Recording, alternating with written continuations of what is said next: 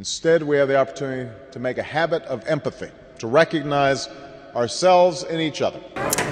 Richard Meyer and Phil Cousineau and a number of authors have conspired to put together this beautiful book on atonement and forgiveness. And the book has just been published by Josie Bass Publishers, and tonight is our party. It's our chance to celebrate. So it's nothing formal. Some people are coming expecting a panel or something profound, but it's nothing profound. It's a chance to celebrate, hug each other, talk, meet the authors, buy a book, get a book signed, and just have fun.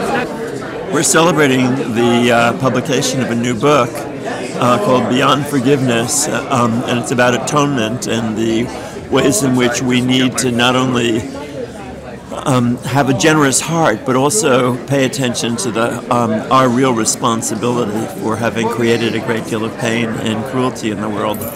And so a lot of people are coming together to look at this book and hopefully to read it. And that's what this event is about, to launch it. Good evening. My name is Richard Meyer, and I have the high honor to be part of the wonderful team that has created this book tonight. One of my roles in this has been to help raise the funds necessary for the book, for the website, and for the related study guide that's been created. But I'm also the person that came up with the concept of this book. And what happened was this, a little bit of history, is that I had read Marianne Williamson's book, Healing the Soul of America. And in that, she had written some just wonderful prayers of atonement that just captivated me. And what I concluded is that we needed much, much more of this stuff for our society. And so I got going on it. And originally, I thought the concept should be is that we would have 7 authors of very high profile to bring the subject to the surface from a dormancy and get people to know more about the subject. And so the project got its start here in Berkeley, and it was first introduced to Meta at Meta Born Reading, and Michael Nagler's back there, my great friend. And that's one of the reasons that Meta is co-host of this event. And what happened was it started off slowly, and it got a little bit of legs, and then kind of went sideways for a while. And one of the authors who's not here tonight is Azine Kamisa, recommended that I call Phil Cousineau. And I'll get the name right one day, Phil Cousineau. And so my assistant and I called Phil one day. And I can't remember too much of it, whether the conversation was good or bad, but at the end of the conversation I said, send me a resume. And so about an hour and a half later, Lisa, my assistant, came to me and said, Rich, we have his resume, and the short version is 10 pages long. You know, and to say the least, that scared the hell out of me. And so what I did is, we had a long period to talk about it, and we said, well, we really can't tell anything until we meet him face to face. So we said, let's go fly up and see him, and we did. We flew up to see Phil, and for me it was a very instant affection and respect that I had for Phil. And so we cut a deal. And the deal was I got the short stick and he got the long stick. I had the most difficult job by all means, and that's to do nothing as the master carves away on my baby, you know. So I imagine everybody can appreciate that. And so I think I did a good job at doing nothing. So as I introduce St. Phil to you, is I'm not going to read the long resume. I'm not even going to read the short resume. So I hope you'll enjoy my approach. I'm not going to read any resume at all. I'm just going to let my heart do the singing. And that is, Phil's one of the kindest, most beautiful gentlemen I've ever met. And highly sensitive, and I mean that in a very good and productive way. And he's so knowledgeable, it just blows me away. He's knowledgeable from Buddhism to baseball, and from Paris to pilgrimages, and from interviews to internets. He goes on and on, and his thirst is endless, you know. And what I do is I just try to nod my head at the right time when he's talking, you know, so he just doesn't know. But most important, Phil knew and still knows, and knows probably a little bit more, about the depth and breadth of atonement, and that's what we're talking about tonight. And he was able to draw this depth from each of the authors. There's new stuff in this book that's never been pulled up, but thanks to Phil. And he was able to draw this up with a real wide swath. And so with that, finally I'd like to say is that instead of having 7 authors, we have about 15 plus authors. And what's so interesting is each seemed to sense the call to duty that I think was necessary.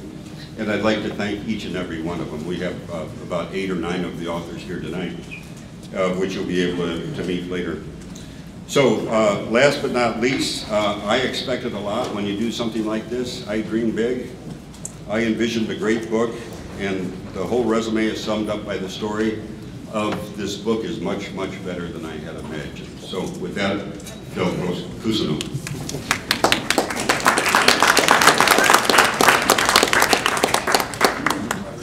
What a turnout. Who would have guessed? This is for you later. So you can tell them about the flower. Word on my lapel. Yeah.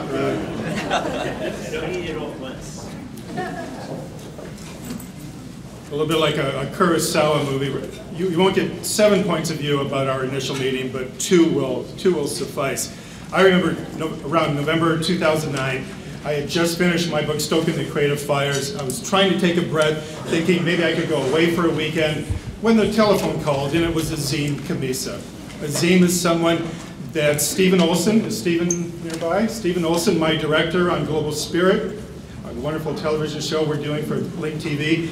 We had Azim on our show on the issue of forgiveness and healing. And it's still one of the most breathtaking and inspiring interviews that I've ever had the honor to be a part of. Azim is an Iranian-American banker who had his son come down to live with him at 20 years old in Los Angeles, and shortly thereafter, his son was murdered in a gangland slaying by a 13-year-old boy. And Azim told us on camera that his first instinct was revenge, retaliation, as it is for many people, as it is actually encouraged by much of our media. Immediate revenge. It's in the air tonight in Cairo. God bless the demonstrators there. And yet Azim said as he was lowering the cloth-swathed body of his son into the grave in the Sufi tradition, he realized then and there that he had the opportunity to break the cycle of violence. If he swore off the urge to revenge, maybe he could somehow help kids stop killing other kids. And so he told us on the television show that he approached the grandfather of the 13-year-old boy who had just murdered his son and said, "Will you join me together in helping break this cycle of violence?" And now, 15-odd years later, they have reached 8 million American school kids by telling the story, by saying you do not have to succumb to the culture of violence. You can offer amends. You can offer forgiveness and compassion. So this was the man who called me one afternoon and said, "Phil, I have someone that I would like for you to talk to, someone for you to meet, someone who is actually going beyond forgiveness," which is why we then have the title of this book. He said, this is a man named Rich Meyer who has a big heart of compassion, and he believes in the opportunity to make amends and to offer the making of amends to someone who has hurt or betrayed us. And here's someone, I wanted to go away for the weekend and take some time off, but with that kind of introduction was someone who had that lived-in voice that Azim does because of the sorrow that he has taken into his heart. I had to call Rich. And so we spoke, and Rich immediately said some of the things that you just heard, that he would like to invest in. He would like to inspire a book on atonement. Now this is a word I haven't heard since religion class growing up in a French Catholic school outside of Detroit 30-odd years ago. And all I remember about atonement was Jesus died on the cross for you. And that was really the width and breadth of my notion of atonement, other than the occasional reference in the sports page. Buster Posey atoned for his error in the second inning by blasting a grand slam in the ninth inning. Now, isn't it funny that we have the two ends of the spectrum there, theology and baseball? But as Susan Sarandon said in Bull Durham, it always goes back to the church of baseball. So, there we are. I loved Rich's idea of having these 7 authors, Michael Nagler, Rabbi Lerner, Rabbi Michael, he's somewhere here, yes. Michael Beckwith and Diane Powell in the background here, wonderful. So we began gathering their essays, but I wanted to open up the book to have as many points of view represented as possible, including the Native American point of view. So we've got Douglas George, someone who had been in my film with Gary Ryan, a seat at the table. Gary is someone who had given me a little glimpse about what we can do for atonement, because he called me late one night in 1991 and said, I have a rough cut of a film on the Walking the Trail of Tears. And he said, I come from a Jewish background and my people were destroyed during the Holocaust, but you know what I can do? I can do something to atone for that, for the American Holocaust. If you help me, we can make some films about the American Holocaust, and together we can atone for what happened in Europe. So that was a wonderful introduction from that point of view. I needed Douglas George's point of view. Reverend Heng has written a brilliant essay on the Buddhist perspective on forgiveness and atonement.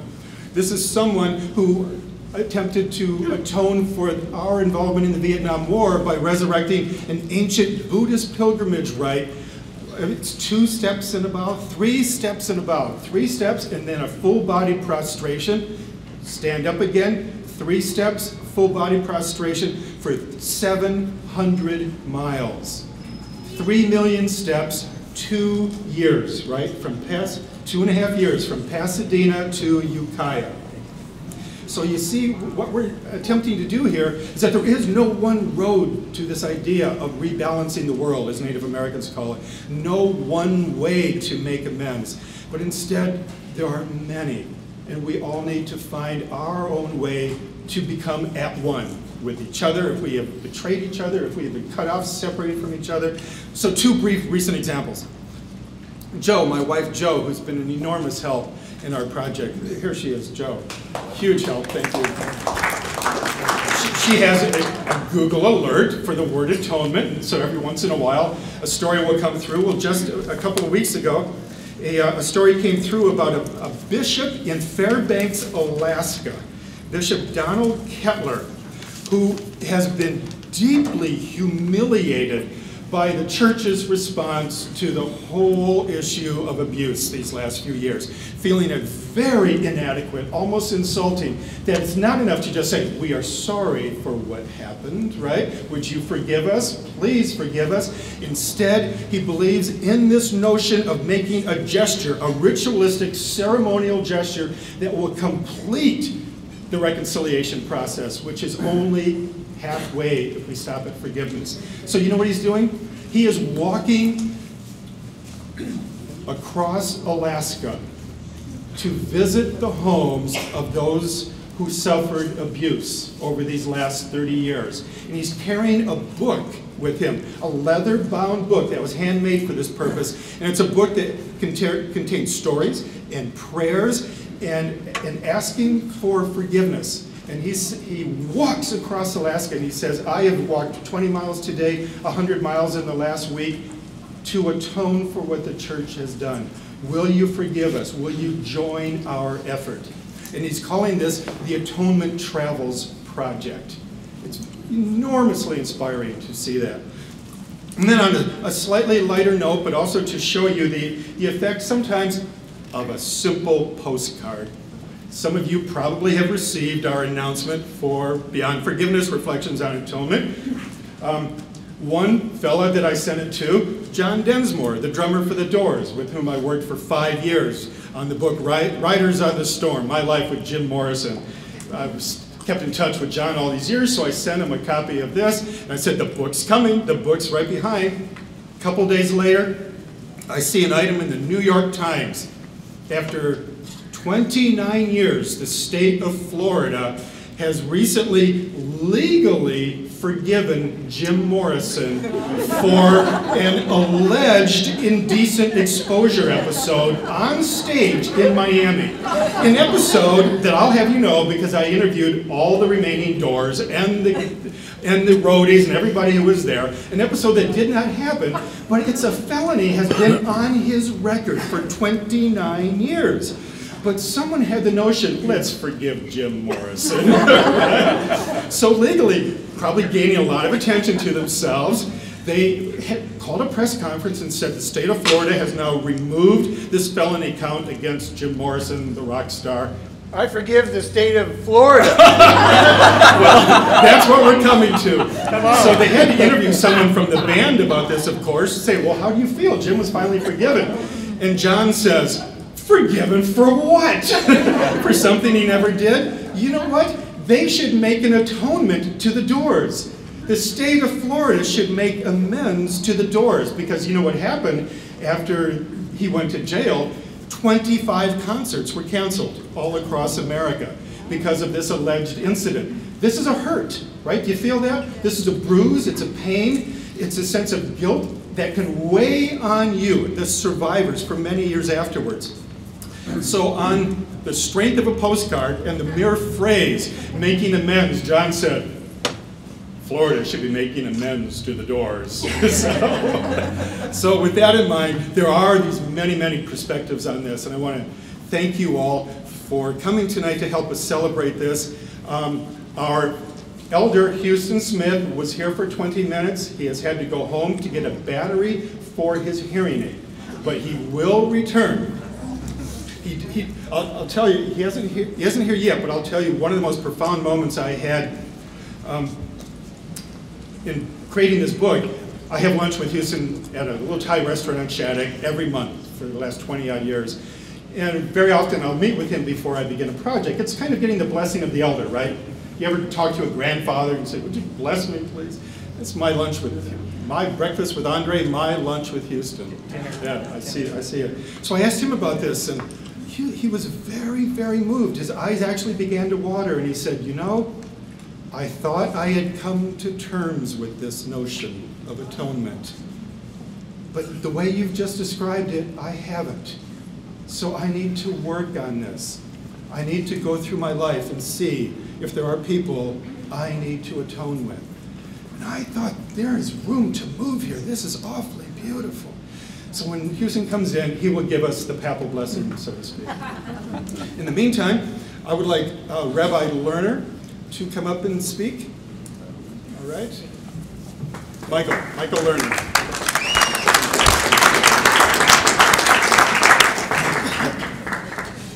Oh, wow. Thank you. Should I eat it now? Or? Well, I'm very honored to be part of this wonderful book, and I do hope you'll spread the word about it. And atonement, of course, is a big issue in the Jewish world. I lead at my synagogue, Beit Tikkun, Synagogue Without Walls, meets here in Berkeley, and Torah study on Saturday mornings, and we have our Day of Atonement service here. We have had a Pacific School of Religion. So atonement is certainly a big issue in the Jewish world.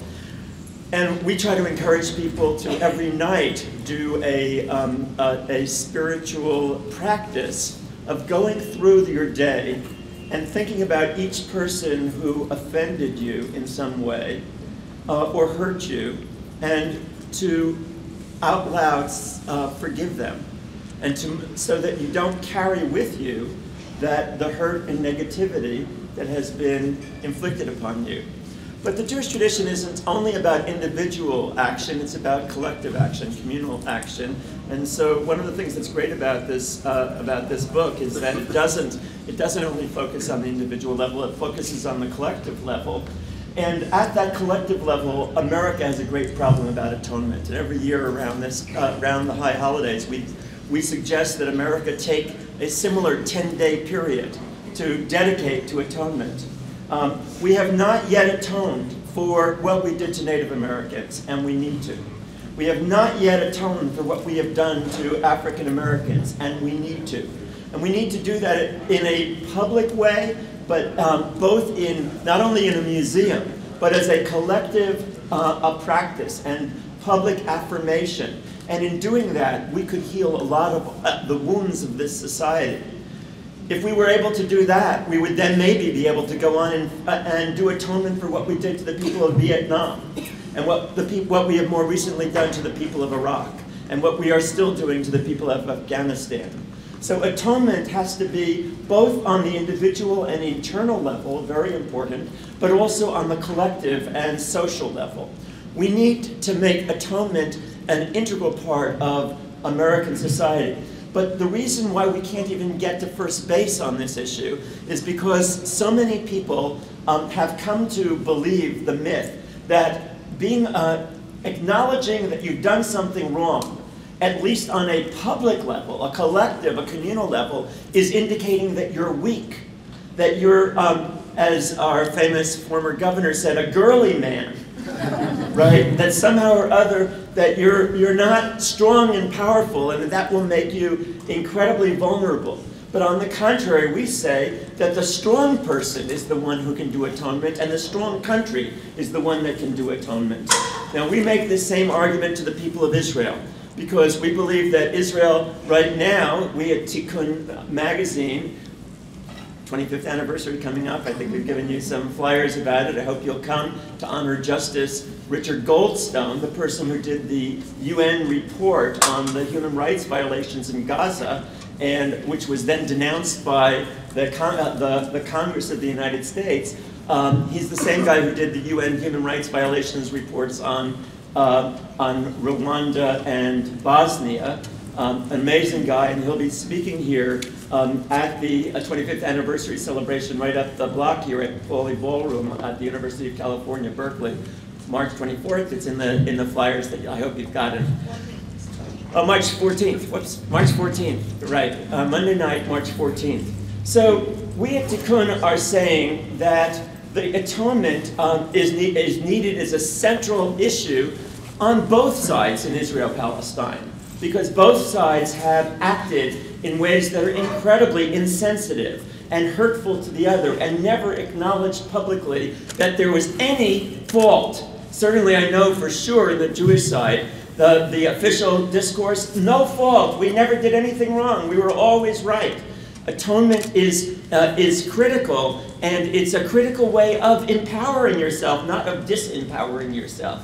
It brings respect and caring from others rather than discrediting you, if you can get to that point. So we believe that that's a central element for Israel as well. But atonement, again, cannot be simply an event for itself or a process for itself. It also has to lead to new behavior, to a new policy, a new way of being. And that's why we at Tikkun call for a new bottom line. We want an American politics that transcends the individualism and selfishness and materialism of the competitive marketplace, and commits us to a caring society, caring for each other and caring for the earth. Or as we put it another way, we need a new bottom line so that every institution, social practice, corporation, government policy, educational system, healthcare system, legal system, and even our personal behavior gets judged efficient, rational, and productive, not only to the extent that they maximize money or power, which is the old bottom line, but also to the extent that they maximize love, caring, kindness, generosity, ethical and ecological sensitivity, and enhances our capacity to treat other human beings as embodiments of the sacred, and enhances our capacity to respond to the universe with awe and wonder and radical amazement at the grandeur of creation. Now, if that were our new bottom line, then we would be able to move in a new direction and not have to only be worried about all that we have to atone for as a society, but build a different kind of society. So I see this book on atonement as a necessary and important first step in the process of tikkun olam, of healing and transforming our world. And I invite you not only to read that, but to join us at Tikkun in taking the next few steps beyond it. Thanks.